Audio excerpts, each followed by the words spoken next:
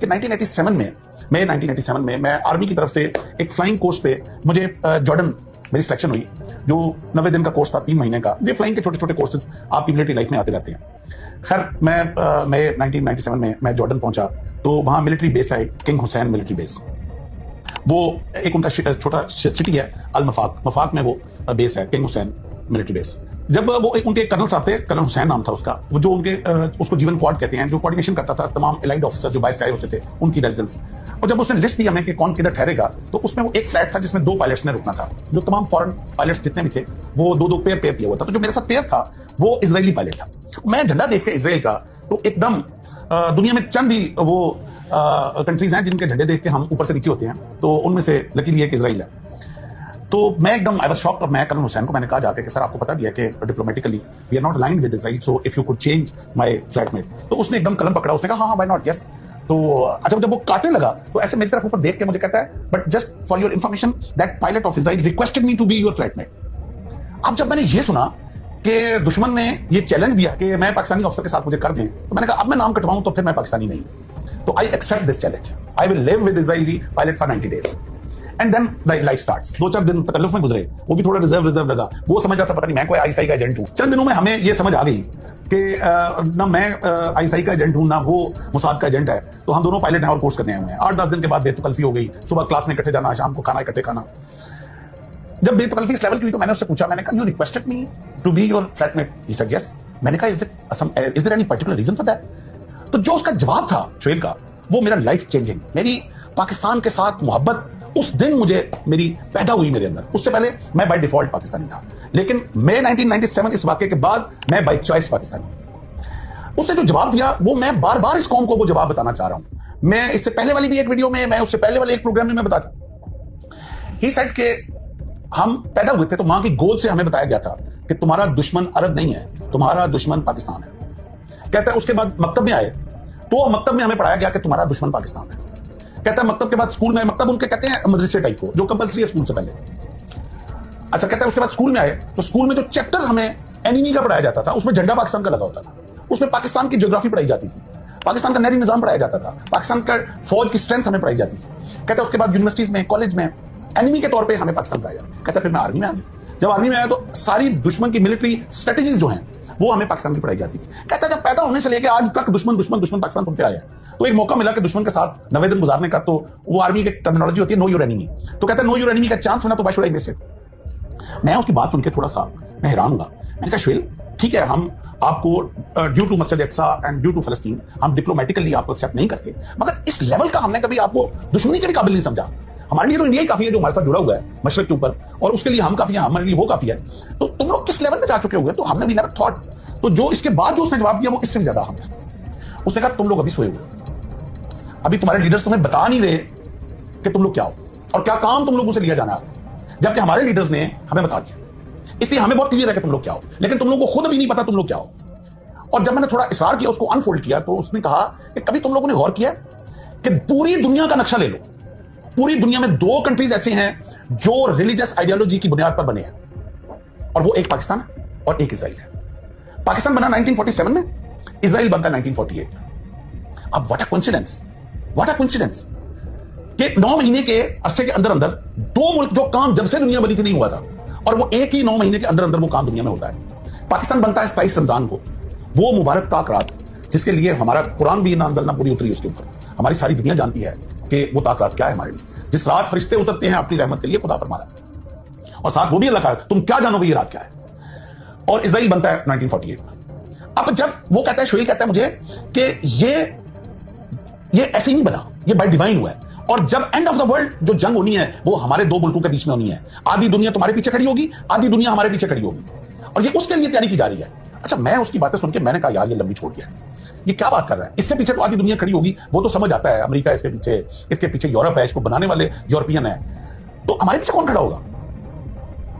तो अब आके वो क्या कहता है, अब आके कहता है कभी तुम लोगों ने गौर किया ऐसे। उसने ना सामने वो एक पेंसिल पड़ी हुई थी जो हम पढ़ रहे थे, ये ड्यूरिंग स्टडी ये हमारी डिस्कशन हो रही थी। उसने पेंसिल पकड़ के ना कहता है तुम लोगों के अंदर ये कैपेबिलिटी नहीं है अभी कि ये पेंसिल बना सको अपने मुल्क में, ये चाइना से इंपोर्ट करते हो, जबकि इस वक्त दुनिया का सबसे लेटेस्ट न्यूक्लियर टेक्नोलॉजी तुम लोग बना के बैठे हो। This is a miracle. तुम लोग अपना शार्पनर चाइना से मंगवाते हो, जबकि इस वक्त तुम फाइटर जेट बना रहे हो, उस वक्त हम प्रोडक्शन शुरू हुई थी, यानी कि वो टेक्नोलॉजी अभी JF-17 अल्हम्दुलिल्लाह अभी तो प्रोडक्शन भी हो गई और वर्ल्ड लेटेस्ट जो अभी हमारा जहाज है और अभी एक्सपोर्ट भी हो रही है। ये मुझे उसने 1977 उसने 1997 बोला, कहता है ये ऐसे ही हो गया, दुनिया की छठी प्रोफेशनल आर्मी लेके बैठे हुए हो तुम लोग, और जो कंपटीशन इंटरनेशनल आर्मी का होता है उसमें तुम्हारी फौज नंबर 1 होती है। कहता है ये ऐसे ही हो गया, जबकि तुम लोग इस वक्त IMF के कर्जे के अंदर बुढ़े हुए, ये कौन कर रहा है? ये बाय डिवाइन हो रहा है, somebody is doing it। ये तुम लोगों को खुद नहीं अभी समझ आ रहा, ये जब आखिरी वक्त आना है, जब हम दोनों ने आमने सामने खड़ा होना, तुम लोगों को उस वक्त तुम्हारे लीडर्स ने तुम्हें गाफिल रखा हुआ है। वो बेतकल्लफी की वजह से फरत जज्बात में बोल गया, या कुछ ऐसा भी है कि हम पाकिस्तानी होस्ट बड़े अच्छे होते हैं, मैं उसको अक्सर बाहर खाने के लिए ले जाता था, बिल मैं पे करता था, तो वो हमारी जो अच्छी होस्ट होने की एक काबिलियत है ना, तो शायद उस वजह से वो सच उगल गया मेरे आगे। आप यकीन करें कि वो दिन था जिस दिन, उससे पहले मैं बाय डिफॉल्ट पाकिस्तानी था, लेकिन उसकी बातें सुन के मैं बाय चॉइस पाकिस्तानी हो गया। मेरे सारे रिश्तेदार फॉरेन कंट्रीज में थे, मेरे ससुराल सारा फॉरेन कंट्रीज में था, and they wanted me to settle in USA and I had all the opportunities to do very good abroad. मेरे पास सब कुछ था, मगर I decided not to leave this country ever ever ever. और मैंने अपने बच्चों को भी कह दिया कि जिंदगी है, खुदा करे कि वो मौका आए, वो आखिरी जंग हमारी जिंदगी में इजराइल के आमने सामने हो, खुदा करे मुझे मौका मिले कि मैं पहली सफ में लड़ रहा हूं, खुदा करे कि वो खिलाफत और वो इमामत जो इमाम मेहदी लेके आएंगे, जो हमारी दज्जाल के साथ जंग हो, वो हमें और मेरी औलाद को मौका मिले कि हम अगली सफों में लड़ रहे हों। इसलिए हम कभी ना इस मुल्क को छोड़ सकते हैं, ना कभी इस मुल्क के ऊपर आंच आने देंगे, हम अपना खून बहा देंगे, क्योंकि हमें अपने दुश्मन से वो बात पता है। वो कहता है तुम लोग इस वक्त जो एग्रीकल्चर रेवोल्यूशन, तुम्हारा इंडिया पानी, ये मुझे उसने बताया 1970 कि इंडिया प्लान कर रहा है तुम्हारा एग्रीकल्चर तबाह करने के लिए, और तुम्हारा सारा पानी बंद कर रहा है, और तुम्हारे अपने बिके हुए बीच में जो पानी बंद करवा रहे हैं। और बाद में वो जमात रिशा पकड़ा गया जो बिका हुआ था, खुदा लानत करे उसके ऊपर और उसके आल औलाद के ऊपर, जो ऐसा शख्स पैदा हुआ जिसने अपने मुल्क का सौदा किया और हमारे पानी को बर्बाद किया जाके, जो दरियाओं का उसने इंडिया के साथ सौदा किया। तो भाई ये हबील और कबील की जंग है, ये हक और सच की जंग है, ये डे 1 से जिस दिन इंसानियत बनी है ये जारी हुई, ये जंग जारी रहेगी। अब आपकी चॉइस है, आपने हक के साथ खड़े होना है या आपने बातिल के साथ खड़े होना है। ये जंग आदम के बाद हबील और कबील में जारी रही, ये मूसा और फिरौन में जारी रही, ये नबी करीम सल्लल्लाहु अलैहि वसल्लम और कुरैश के बीच में जंग जारी रही, ये बाद में हुसैन और यजीद की जंग है। ये हक और बातिल क़यामत तक रहेगी। हमने ये फैसला करना है कि मुसीबतों से, ये बिजली के बिलों से, ये नाकस पॉलिटिकल सिस्टम से तंग आके हमने अपनी फौज को गालियां देनी है, हमने अपने मुल्क को गालियां देनी है, और ये गालियां देके हमने जाके बातिल के साथ खड़े हो जाना। और 4 दिन की जिंदगी है यार, कौन सी लंबी जिंदगी लेके आए हो, कौन था है यार, कौन हजारों साल जिया है। आज हमसे बड़े बड़े लोग जो पहले पैदा हुए, इतनी आसाइशों की जिंदगी जी रहे थे, आज कब्रों में पड़े हुए हैं। 4 दिन की जिंदगी है ये, सिर्फ ये इम्तिहान की जिंदगी। आपने हक के साथ खड़े रहते हो या तुम मुसीबतों से तंग आके बातिल की तरफ। जो लोग आज अपनी फौज को गालियां दे रहे हैं, ये चंद लम्हे के लिए करबला की उस जंग और उस आग की तपश को याद कर लें कि जो मुसीबतें उन्होंने उठाई अहले बैत ने, और किस तरह उन्होंने हक के साथ खड़े रहे। खुदा के लिए वो मुझे इल्लामा इकबाल का एक बड़ा खूबसूरत शेर याद आ गया, मीरे अरब को आती है ठंडी हवा जहां से, मेरा वतन वही है, मेरा वतन वही है।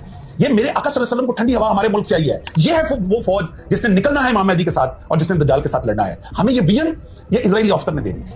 उनको पता है कि ये फौज है जिसने लड़ना है। जो पॉलिटिकल सिस्टम की जो रॉन्ग डिसीजंस हैं उनकी वजह से आके हम लोग अपने मुल्क के खिलाफ हो गए हैं। हमें हमारी जुबान कैसे जेब देती है, वो कट क्यों नहीं जाती जुबान जो अपने फौज और अपने मुल्क के अगेंस्ट बात करेगा। कब अश्क बहाने से कटी है शबे हिजरा, कब कोई बला सिर्फ दुआओं से टली है। ये बलाओं से टलने वाली, दुआओं से टलने वाली बला नहीं है। ये जो हमारे उलमा आके खड़े हो जाते हैं ना कि अल्लाह इजराइल को तबाह कर दे, अल्लाह फलस्तीनियों को तू मदद फरमाओ, भाई ये दुआओं वाला काम नहीं है। ये प्रैक्टिकली फील्ड में आके प्लानिंग, विजन, ये बड़ा स्ट्रेटजी वाला काम है। कौन नहीं देख रहा इस वक्त इंडिया का और जो इजराइल का आपस में कोलैबोरेशन है। आज जो फास्फोरस फलस्तीनियों के ऊपर फेंका जा रहा है वो इंडिया से एक्सपोर्ट हुआ है, कौन नहीं जानता। खुदा के लिए पाकिस्तानियों, खुदा के लिए मुसलमानों इकट्ठे हो जाओ।